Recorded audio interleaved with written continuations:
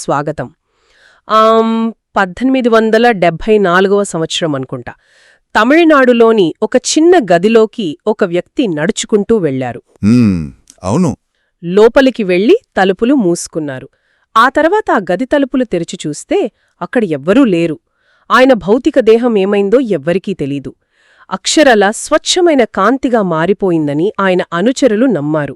నిజమే, వినడానికి ఏదో సైన్స్ ఫిక్షన్ సినిమా క్లైమాక్స్లా ఉంది. కానీ ఇది చరిత్రలో నమోదైన ఒక సంఘటన. ఆ వ్యక్తి మరెవరో కాదు, 19వ శతాబ్దానికి చెందిన గొప్ప కరుణామూర్తి, తమిళ సమాజం అత్యంత ప్రేమగా పిలుచుకునే సద్గురువు రామలింగ స్వామిగల్. అంటే మనం ఆయన్ని వள்ளలార్ అని పిలుచుకుంటాం. అవును. ఈరోజు మనం ఒక అద్భుతమైన గ్రంథాన్ని విశ్లేషించబోతున్నాం. మరణాన్ని ఎలా జయించాలో, భౌతికంగా అమరత్వాన్ని ఎలా సాధించాలో దారి చూపిస్తూ ఆయన స్వయంగా రాసిన జ్ఞానసర్యై అనే 28 పద్యాల సంకలనమిది. ఈరోజు మనం ఆయన చెప్పిన ఆ సీక్రెట్ కోడ్ని డీకోడ్ చేయబోతున్నాం. ఖచ్చితంగా. ఆ 1874 నాటి సంఘటన ఎవరికైనా రోమాలు నెక్కబడుచుకునేలా చేస్తోంది.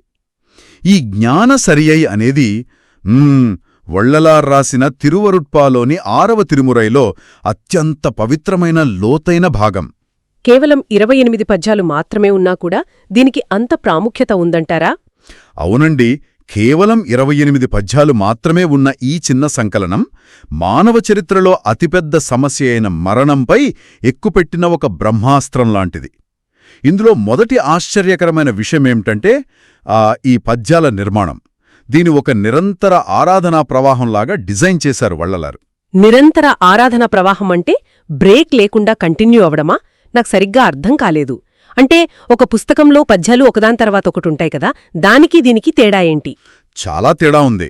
ఈ 28 పద్యాలను ఆయన ఎలా కూర్చారంటే, ఒక పద్యం ఏ పదంతో ముగుస్తుందో సరిగ్గా అదే పదంతో తర్వాతి పద్యం మొదలవుతుంది. ఓహో, అలాగా? అవును. ఉదాహరణకు మొదటి పద్యం నినయింతు అంటే స్మరిస్తూ అనే పదంతో మొదలైతే చివరికి 28వ పద్యం ముగిసేటప్పుడు కూడా మళ్లీ అదే నినయింతే అనే పదంతో ముగుస్తుంది. అంటే ఒక మ్యూజికల్ లూప్ లాగా అన్నమాట. మనం స్పాటిఫైలో పాటని లూప్లో పెడితే అది ఎక్కడ ఎండ్ అయిందో అక్కడే మళ్ళీ ఎగ్జాక్ట్గా స్టార్ట్ అవుతుంది కదా, అలాగా. దేవుణ్ణి తలుచుకోవడంలో ఎక్కడ ఒక్క సెకన్ను కూడా విరామం ఉండకూడదు అనే ఉద్దేశంతో దీన్ని అలా డిజైన్ చేశారన్నమాట. ఖచ్చితంగా. ఎక్కడా ఆగిపోనే ఒక అందమైన సంగీత చక్రం లాంటిదిది. మరణాన్ని జయించడానికి కావలసిన మరణమిల్లా పెరువాళ్వ్ అంటే మరణం లేని మహాజీవితం, ఆ రహస్యం ఈ నిరంతర సాధనలోనే దాగి ఉందని ఆయన చెప్పారు. వినడానికి చాలా బావుంది, కానీ కొంచెం ప్రాక్టికల్గా ఆలోచిస్తే ఇది సాధ్యమా? అంటే మనిషికి ఎన్నో పనులుంటాయి, జాబ్స్ ఉంటాయి, ఫ్యామిలీ ఉంటుంది కదా, ఎప్పుడూ ఒకటే లూప్లో స్మరిస్తూ ఉండాలంటే ఎలా కుదురుతుంది? అసలు ఆయన ఎవరికోసం రాశారిదంతా? అడవుల్లో ఉండే సన్యాసుల కోసమా? అక్కడే ఉంది అసలైన ట్విస్ట్. ఆయన ఈ గ్రంథంలో ఎక్కడా సన్యాసుల్నో సాధువుల్నో పలకరించలేదు. ఈ 28 పద్యాల్లో ప్రతీ చోట ఆయన వాడిన పదం ఉలగీర్ అంటే ఓ ప్రపంచ ప్రజలారా అని గంభీరంగా పిలుపునిచ్చారు. ఓ ప్రపంచ ప్రజలారా అంటే అందరికీ ఓపెన్ ఇన్విటేషన్ అన్నమాట. అవును. ఇక్కడ అత్యంత ఆశ్చర్యకరమైన విషయమేమిటంటే ఈ పిలుపులో ఎలాంటి వివక్ష లేదు. చదువుకున్న పండితులైనా, అక్షర్రాని పామురులైనా, సమాజంలో ఏ హోదాలో ఉన్నవారైనా మరణం అనే సార్వత్రిక భయం నుండి తప్పించుకోలేరు గదా. పాయింటే. ఇదొక ముఖ్యమైన ప్రశ్నను లేవనెట్టుతోంది. సాధారణంగా ఆధ్యాత్మిక గ్రంథాలు ఒక ప్రత్యేక వర్గానికో సన్యాసులకో పరిమితమై ఉంటాయి కదా. చావు అనేది ఏ రోజుకైనా వస్తుందనే భయం ప్రతి ఒక్కరిలో ఉంటుంది. దానికి విఐపి ట్రీట్మెంట్స్ ఉండవు గదా. కానీ ఆయనంత బహిరంగంగా సాధారణ ప్రపంచ ప్రజలను నేరుగా ఎందుకు మేల్కొల్పాననుకున్నారు? కేవలం చావు భయం వల్లేనా? చావు భయం ఒకటే కాదు. మరణమనే మహాపాపి మీ తలుపు తట్టకముందే ఆ భయం నుండి విముక్తి పొందే వరాన్ని అందుకోవడానికి అందర్నీ సిద్ధంగా ఉండమని ఆయన బహిరంగంగా పిలుపునిచ్చారు. ఇది కేవలం ఒక మతానికి సంబంధించింది కాదు. ఒక విధంగా చెప్పాలంటే ఇదొక ప్రపంచ పవిత్ర సర్వమత ఉద్యమానికి పునాది. కులమతాలకు అతీతంగా మానవాళిని ఏకం చేసే ఒక దివ్య ఉద్యమమది. భ్రమలను బద్దలు కొట్టడం అనగానే నాకు ఆ 3, 4 మరియు 20వ పద్యాల్లోని ఆయన మాటలు గుర్తొస్తున్నాయి. ఆయన ప్రాపంచిక విషయాల గురించి వాడిన భాష చూస్తే నిజంగా మైండ్ బ్లాంక్ అవుతుంది. అవును, ఆయన చాలా నిర్దాక్షిణ్యంగా ప్రశ్నించారు. మీరు చూసినదంతా అశాశ్వతం, విన్నదంతా భ్రమ, నేర్చుకున్నదంతా అబద్ధం, ఆనందించినదంతా వృధా, తిన్నదంతా మలం అని ఇంత కఠోరంగా చెప్పారంటే ఇది విన్నాక నా కాలేజ్ డిగ్రీలు, వీకెండ్లో నేను ఎంజాయ్ చేసే థింగ్స్ అన్నీ వేస్టేమో అనిపిస్తోంది. అంత తీవ్రమైన పదాలు ఎందుకు వాడాల్సొచ్చింది ఆయన? ఎందుకంటే మనిషి ఆ మాయలో అంత డీప్గా కూరుకుపోయాడు కాబట్టి. ఉదాహరణకు, మనం ఒక ఇల్లు కట్టుకోవడానికో ఒక పొజిషన్కి వెళ్లడానికో జీవితాంతం కష్టపడతాం. వాటికి ప్రాణం కన్నా ఎక్కువ విలువిస్తాం కదా. నిజమే, ప్రతి ఒక్కరూ చేసేది అదే కదా. కాని ప్రాణం పోయే కడగడియలో అవేమైనా తోడొస్తాయా? మనం ప్రాణం కన్నా మిన్నగా ప్రేమించిన ఆస్తులు, హోదా, బంధువులు, చివరికి కన్న తల్లిదండ్రులు కూడా మనకు తోడురారు. ఇది ఒక నగ్న సత్యం. మనం అశాశ్వతమైన వాటి కోసం పరుగెడుతూ నిజంగా మనల్ని రక్షించే ఆ శాశ్వతమైన దైవాన్ని గాలికి వదిలేస్తున్నాం. అందుకే అంత స్ట్రాంగ్గా షాక్ ట్రీట్మెంట్ లాంటి పదాలు వాడారు. సరే, ఆస్తులు, హోదాలు అశాశ్వతం అంటే అర్థం చేసుకోవచ్చు. కానీ మతాల గురించి ఆయన చేసిన కామెంట్స్ చాలా బోల్డ్గా ఉన్నాయి కదా. ఈ టాపిక్లోకి వెళ్లే ముందు ఎవరైనా వింటుంటే వాళ్లకొక విషయం క్లియర్ చేయాలి. మూల గ్రంథంలో ఆయన రాసిన విషయాలను మనం పక్షపాతం లేకుండా ఉన్నది ఉన్నట్లుగా నివేదిస్తున్నాం. ఏ వ్యవస్థను తప్పుబట్టడం మన ఉద్దేశం కాదు కదా. అవును, ఖచ్చితంగా.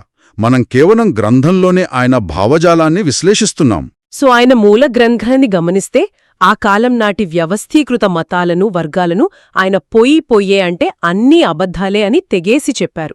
అవన్నీ మనిషిని విభజించే లోతైన గుంతలు అని పేర్కొన్నారు. అంటే దీని అంతరార్థమేమిటి? ఆ గుంతల్నెందుకన్నారు? ఆయన దృష్టిలో దైవమనేది అందరినీ ప్రేమించే ఒక అపారమైన శక్తి. కాని వ్యవస్థలు, మతాలు ఆ దైవం పేరుతో మనుషులను ముక్కలుగా విభజిస్తున్నాయి. ఇవి చేస్తేనే పుణ్యం వస్తుంది లాంటి రూల్స్ అన్నీ మనుషులను కలపడానికి బదులు విడదీస్తున్నాయని ఆయన భావించారు. అంటే ఆ పాత నమ్మకాలనే గుంతల నుండి బయటపడి సమరస శుద్ధ సన్మార్గం అనే సత్యమార్గంలోకి అడుగు పెట్టటమే మరణాన్ని జయించే తొలి అడుగు అని మనం సంగ్రహించవచ్చు. అవునా? ఎగ్జాక్ట్లీ. ఆ పాత సిస్టమ్స్ను వదిలేసి ఆయన చూపించిన సమరస శుద్ధ సన్మార్గంలోకి రావాలన్నారు. ఈ సత్యమార్గంలో దైవం అనేది ఒక విగ్రహం కాదు. ఆయన ఆ దైవాన్ని అరుట్ పెరుంజ్యోతి అని పిలిచారు. అరుట్ పెరుంజ్యోతి అంటే అపారమైన కృపాజ్యోతి కదా. అవును, అపారమైన కృపాజ్యోతి, అనంతమైన కాంతి. మరి ఈ దివ్యత్వం ఎక్కడ ఉంటుంది అంటే బయట ఎక్కడో కాదు, మన లోపలి చిత్సభలో కొలువై ఉంటుంది అని చెప్పారు. కొంచెం ఆపండి, చిత్సభ అంటే ఏంటి? వినేవాళ్లకి ఈ పదం కొంచెం కొత్తగా అనిపించొచ్చు.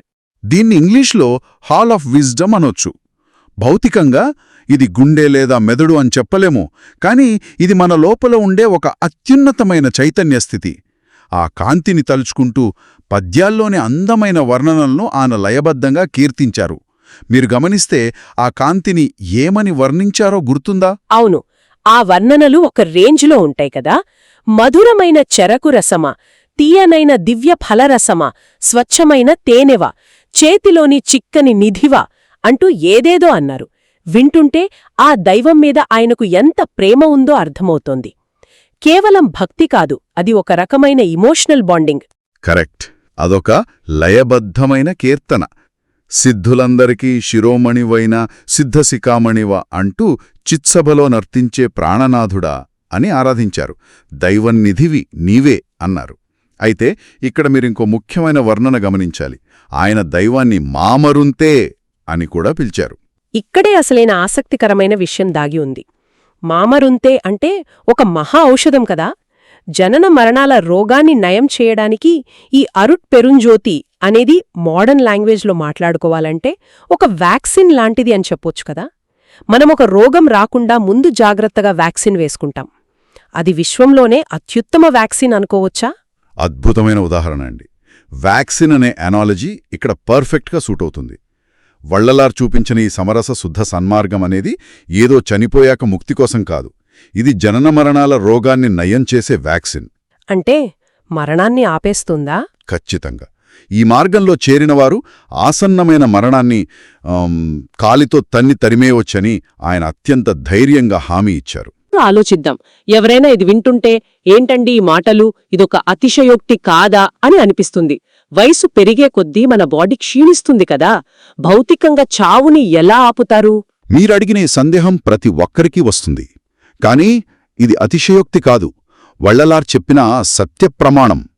ఆయన దీని మెటఫోరికల్గా చెప్పలేదు. ఇదొక శారీరక పరివర్తన. సన్మార్గ సాధన ద్వారా దేహం లోపల ఉన్న అజ్ఞానపు చీకట్లు తొలగిపోయి మన రక్తమాంసాలతో కూడిన ఈ మాంసమయ దేహం కాంతిమయంగా మారిపోతుందంటారా? అవును, కాంతిమయంగా, సువర్ణమయంగా ఒక లైట్ బాడీలాగా పరివర్తన చెందుతుంది. దీని గురించి చర్చిస్తూ ఆయన తన్ను తాను అరుట్ సిద్ధర్గా ప్రకటించుకున్నారు. అరుట్ సిద్ధర్ అంటే కేవలం యోగ సాధనతో కాకుండా దైవకృపతో అత్యున్నత సిద్ధులు పొందిన వ్యక్తి అని అర్థం కదా. కరెక్ట్. ఆయన జీవితమే ఆయన థియరీకి అతిపెద్ద ప్రూఫ్. ఆయన భౌతిక దేహంతోనే 1874లో ఒక గదిలోకి వెళ్లి అదృశ్యమైన సంఘటనను, ఆయన ఆధ్యాత్మిక పరిపూర్ణతకు మరియు ఈ కాంతిదేహ సిద్ధాంతానికి నిదర్శనంగా మనం ప్రస్తావించవచ్చు. Mind blowing. అంటే ఒక ఫిజికల్ బాడీని ప్యూర్ లైట్గా మార్చడం అనే ఒక కాన్సెప్ట్ని ఆయన ప్రాక్టికల్గా చేసి చూపించారన్నమాట. బహుశా అందుకే ఆయన మరణమిల్లా పెరువాళ్వు అంటే అమరత్వపు వాగ్దానాన్ని అంత గట్టిగా ప్రజలకు చెప్పారు.